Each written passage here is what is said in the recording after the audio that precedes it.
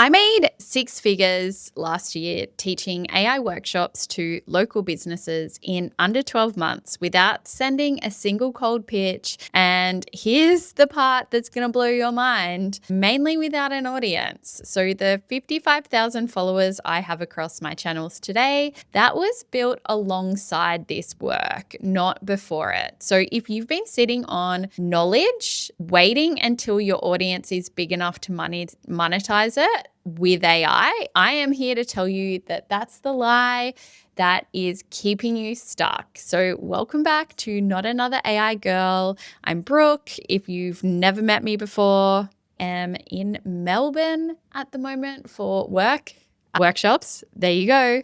And today we are going to talk about how to make money with AI that isn't like snake oil, and it is one of the underutilized or untapped areas that more people need to get into. So first up, we are in an AI bubble online, and the money is local. What do I mean by this? So we're all online, right? Like you probably found me online, whether that's through Instagram or TikTok, YouTube, whatever. And so we are like seeing what we're interested in. The algorithm is serving us AI. My algorithm is currently AI, soccer, because I am a 38-year-old trying to learn soccer for the first time, and like funny memes relating to Diet Coke. They're my interests at the moment. And so that is probably reflective of you too, right? And you probably feel like you are behind. I am here to tell you that you are not. If you are using AI, you are currently ahead of most other people. And most of the AI conversation right now is happening online. Yes, people are talking about AI, maybe like, oh, let's chat GPT it. But we are all in the same algorithm shouting at each other, pitching to each other. And so there is a whole untapped area of business that if you want to like do AI education, or if you want to make money teaching other people how to use AI, I'm telling you, go local. Your local Chamber of Commerce, business chamber would have so many small business owners who have not heard of Claude. The accountant down the street who has just started playing around with ChatGPT, the cafe owner who is struggling with their marketing and has heard of like ChatGPT or Claude and has no idea how to use any of it. The AI bubble is online.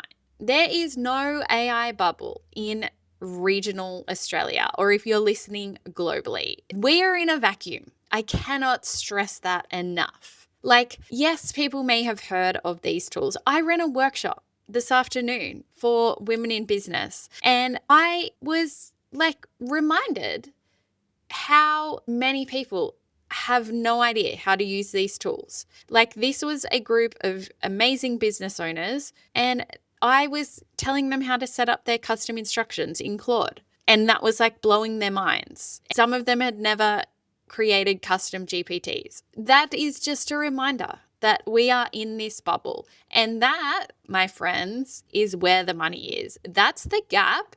And that is what we are going to walk through today. So, step one, you need to make yourself findable. So I didn't cold pitch anyone. I wasn't sliding into people's LinkedIn DMs. I actually listed myself on a directory, a local directory. And this was through Inspire and Collaborate. Shout out to Kel, who runs these incredible events for women in business in the Southwest. And I just listed myself on her directory, and she contacted me and was like, hey, do you want to come and speak at the first event of last year? And she has been such a huge supporter of my business. I've got a panel coming up with them in a couple of weeks. So any Southwest girlies, come on down. I haven't been to an Inspire event in a while. I've been away for the last couple. And so none of that was pitched. That all just came from me listing myself on a directory. And so that's what I want you to do. Like, go and search for your local business directories. You can do that online. If there isn't one, guess what? You can make one. I have made a directory for my community. And yeah, that whole process is in the membership of how to create a directory just using Claude Code and N8N. And it's literally a Google sheet, but it looks amazing. I will actually drop the link to it below so you can check it out. And so you want to find the directory for your region, Women in Business, Chamber of Commerce, Regional Business Hub, whatever that looks like. List yourself and put like AI or AI Educator on there. And yeah, like pick your niche. Are you for small business? Are you going to niche into a certain industry? And you can figure that out along the way. That's fine. What I want you to do is go out, find these avenues. I actually have a couple of other members who have taken my advice and done this in Sydney. Both of them are presenting at different business chambers in Sydney. Like 2 of my members in the same city have found opportunities by doing that. So step 2, this is the one that I guess nobody talks about. Like, go to networking events and tell people that you do AI education, because people don't know what they don't know, right? Like, they are not going to be like, oh, Brooke does AI education because they're a mind reader. You have to tell people that that is what you're doing, and you need to get comfortable with saying that. I remember when I first started, I was like, oh, who am I to do this? And then I just was like, you know what? I'm going to lean into this, and just got comfy with being like, yeah, I teach people, or I teach small business owners how to use AI and automations to scale their business. And that is really effective. Like, just start talking to people about it in your network, outside of your network, but in person, because online, there is just like so much noise. And so in person, I truly believe if you are just getting started, is a much easier route to take when you're first trying to get clients. And so then step 3, and this is reaching out to help, not to sell. So when you reach out to a business owner or a chamber rep, don't necessarily pitch the workshop. So for context, like, I ran free workshops last year, and then for the business chamber, I was in a program with the federal government, and they subsidized my rate, but I got paid, like, it wasn't much. It was a couple of $100s to run these workshops. It's a lot less than what I charge now, but the thing is, I wanted to do that, one, because it was a good practice, presenting, speaking, running workshops. And 2, also, like, small business is different to some of the businesses that I work with now, right? I was working with small and micro businesses. So I was like, you know what? This is goodwill. I know that this is going to pay off. And as I said, like, having experience running workshops, public speaking, all of that, building like community, networks in the community. So yeah, don't be afraid to go in and be like, you know, I'm running a workshop, happy to do it for free or for like a low fee. And then in exchange for that, 1, you can like set up your iPhone, take some photos of you presenting, and then you've got some assets. 2, you can then like ask them for their like emails or something like that. Maybe that's what you get in exchange. And also, you then are in a room full of small business owners who are like overwhelmed by AI and want you to help them learn it. Like, the workshop is just like a nice in, and then you will make connections. Maybe they want some automation set up. Maybe they want to go deeper. Maybe they want a one-on-one. It is an excellent avenue. So don't go in and pitch like, hey, I want to run a workshop, I don't know, thousands of dollars. Go in and be like, hey, I notice like a lot of your members are probably feeling overwhelmed with AI right now. I do like plain English workshops. I can do an intro to AI and automations, or an intro to Claude or ChatGPT. Would be really interested in chatting about running one of these for your group. So notice here, like, what I'm selling is expertise. I'm offering like to remove remove a problem. And that problem is members are feeling overwhelmed with AI. They don't know where to start. You become the person who can fix that, not like pitching right off the bat. Step 4. So this, I guess, I've naturally fallen into this. And I think a lot of people who go into this space will be the same. Frame yourself as like the antidote to overwhelm. My kids troll me now.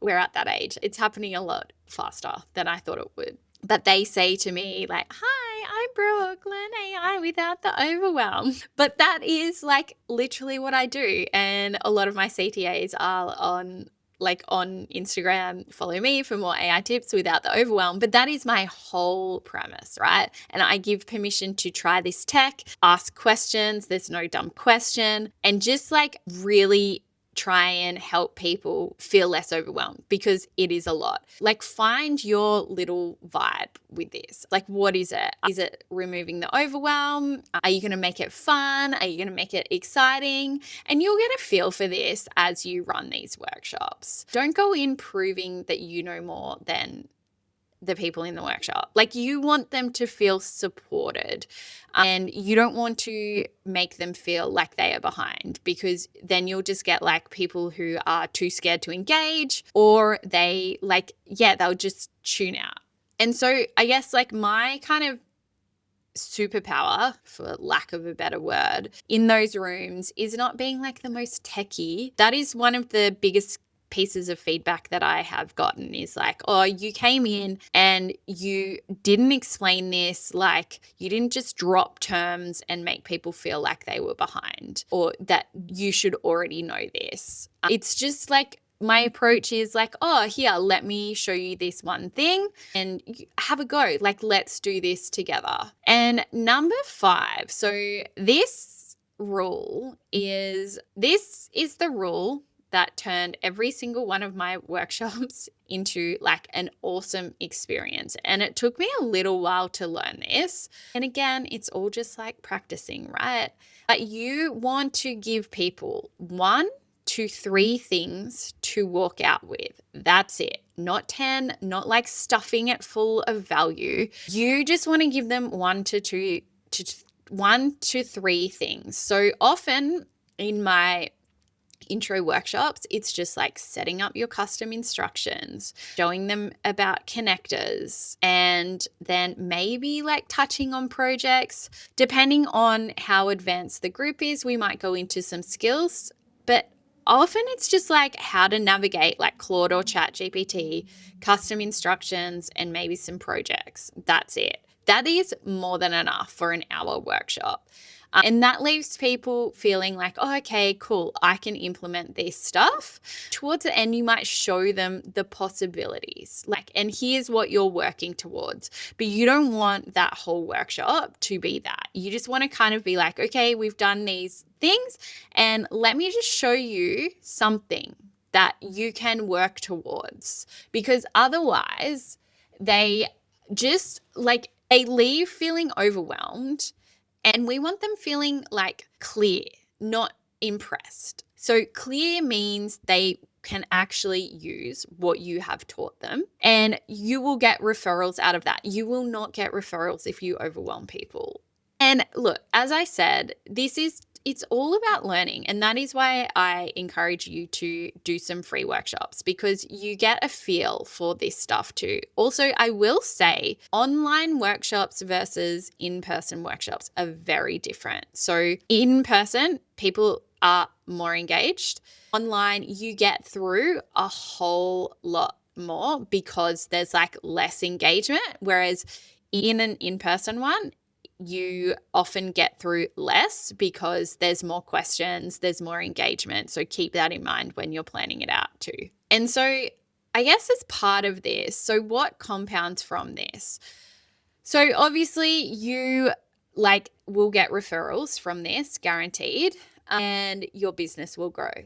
Because you're not competing with all of the noise online. My audience growth, that is a path that I chose to take. That path is not for everyone. And that required me posting 3 times a day for 12 months straight. Like, can you do that? If you like are committed, like I knew that I was going to do that, but if you think maybe that's not for me, then try this way. Like I guarantee you will see results a lot faster. And underneath that though, what also you will get out of this is public speaking confidence. So you learn how to manage a room. You learn how to engage with people. You learn how to teach people. You have to stand up in front of 40 people that you don't know and explain Claude or ChatGPT in a way that is going to resonate with small business. And also, coming back to the in-person versus online businesses are a different beast to local businesses as well. So you have to also think about that in your examples too, because you want to be able to relate it back to the audience that you're presenting in front of.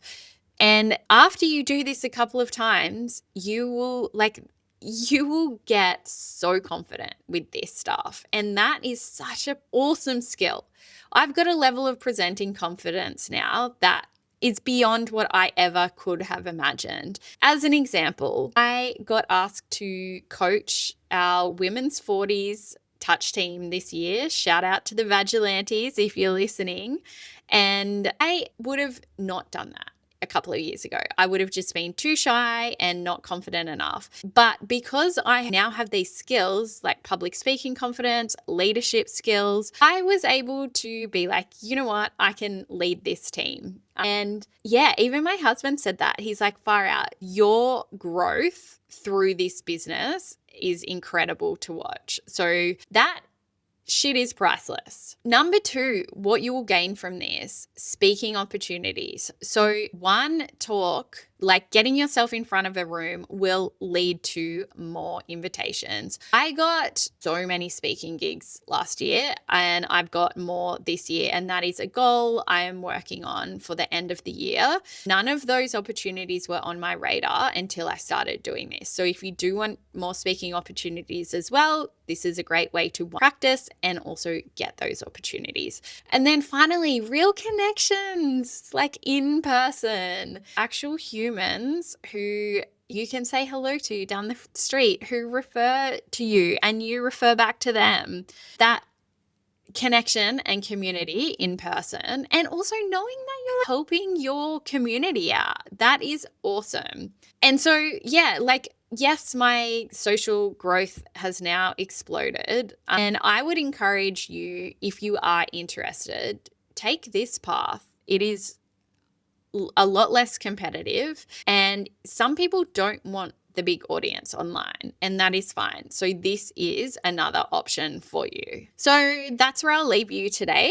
I guess just a reminder that the AI bubble is online. We're in a bubble. If you're listening to this podcast, I'm sorry, but you're in the bubble and you are competing with a lot more people on the algorithm. So I just encourage you, try local, do a couple of free workshops and see how you go from there. And if you want like the templates, I have a full workshop on how to run workshops, Meta. That all lives in my Right Mode community. I will drop the link to that in the show notes. And if this episode resonates with you, slide into my DMs. Tell me if you like get one of these local gigs. Let me know. I love hearing about this stuff. And that's it. I will see you on the next episode.